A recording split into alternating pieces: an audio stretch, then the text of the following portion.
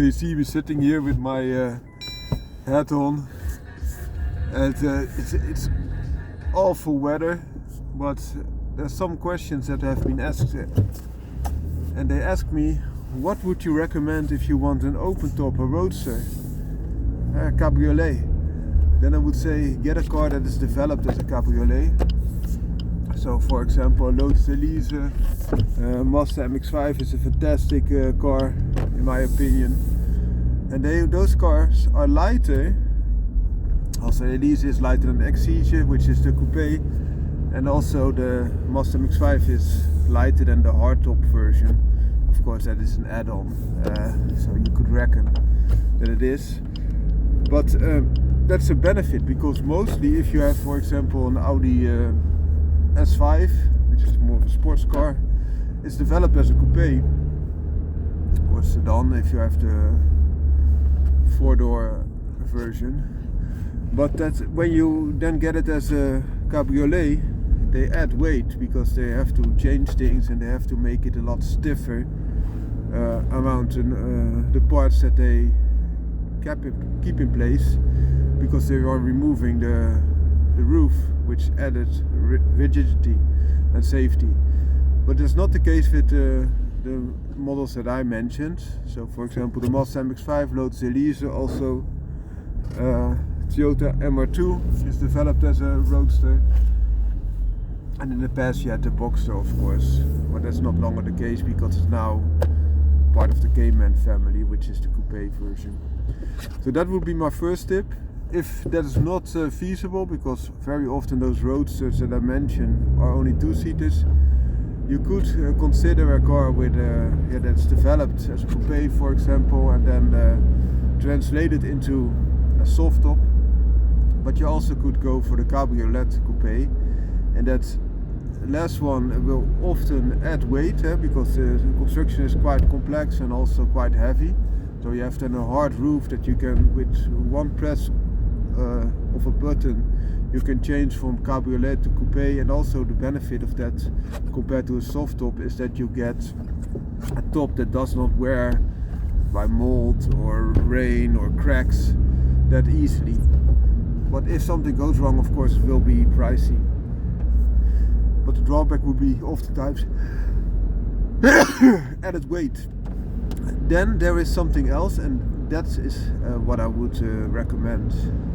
But I like small cars, so that's I could be a little bit more biased than you are, and you might find this tip completely redundant. There are cars, especially looking at Abarth and Fiat 500, that are developed as a normal car, more of a coupe type of style, 3-door, 5 doors, what have you. There's also a C3. I think there was a C3 by Citroën Pluriel that also had this configuration, that you have still these pillars in place, but you then have a roof that can go like this, and it's more like the original De Cheveux also had, and then you keep a lot of the rigidity, so you only need to add a little bit of weight to have that soft top in place. And those cars are fantastic, I think, especially the Abarth versions, because you have a 3-door, and you will lose some of the luggage space as well, but the rest of the seating place is the same. You could even, with good weather, be easier taking tall people in the back especially than in the coupe version, because there's no roof above your head. And it's also a very practical car. And why is that? Because if you have to take big things, a small car normally cannot handle it. With a hatchback design, of course, you can fold the seats flat down, and that will increase a lot of your luggage space. But still, perhaps with such a small car, it will be hard to take with you.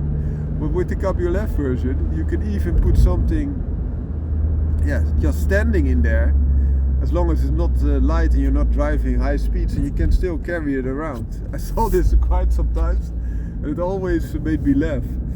So this is a good thing to take into consideration. Some pieces that are too big to fit in, or in the small trunk, you can just put in from the top if they are not that heavy. So that would be my my second choice. So the first would be the MX-5, MR2 and the Elise are more the purest choices. If you really want a Roadster but only seat 2. If you need 4 seating places, I would recommend the Abarth 500, 595, 695 in the coupe version, the cabriolet version. So they just get a little C at the back of the nameplate of the model. But those are fantastic alternatives. And you could also look into an older version, that's the Citroën Pluriel, and there will be other cars that have a similar concept. But that will add safety also when you get into an accident and your car flips over. This will be a lot safer arrangement. And I like that of the Abarth more than the Pluriel, because Pluriel you can still, of Citroën you can still remove those if you want to. And that will also remove a lot of the rigidity because it should be detachable, which is not the case with the Abarth and Fiat 500 cabriolet versions. I hope you liked this video. Have a great day. Bye bye.